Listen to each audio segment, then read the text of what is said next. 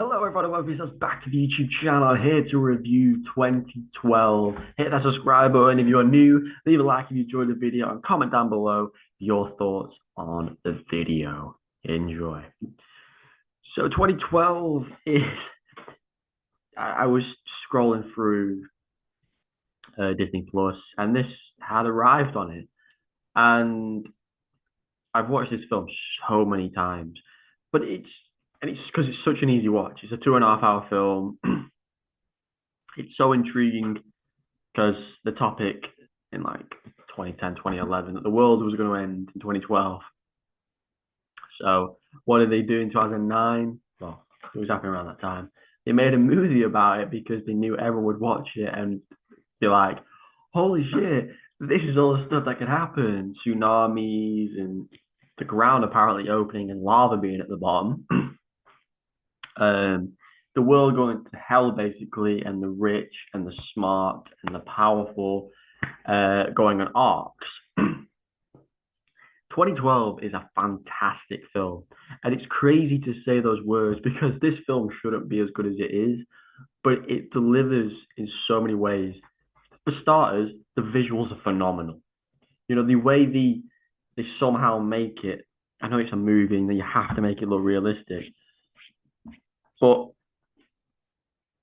the way they make it look so realistic that the world is destroying. They show the globe at the end, and again, it looks realistic. Whoever was behind this film, the cinematographer, the directors, the producers, the writing was fantastic. You had John Cusack as the main character. He's brilliant. He truly is a great main focus.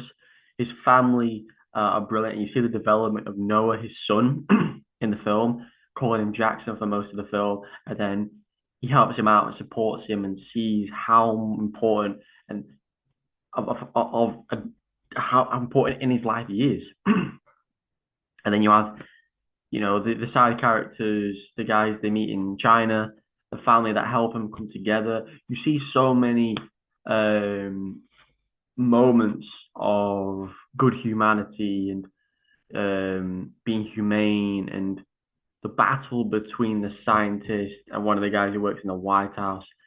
It starts to sink in, you know, when they save all the people and get them on the arcs. And yeah, the guy who the guy who replaced Jackson with his partner, his death was really sad.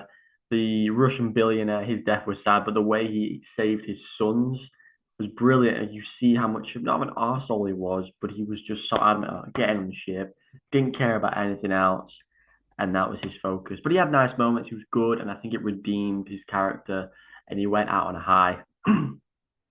And like I said, it's it does everything right. You know, from the start being all about this Charlie guy who's warning about the end of the world, and then that the first part is the build up, and then the last part is the world ending and going from plane to plane. The plane driver, he thought he was going to live because he thought the plane had just landed perfectly, but then he fell off a cliff and died.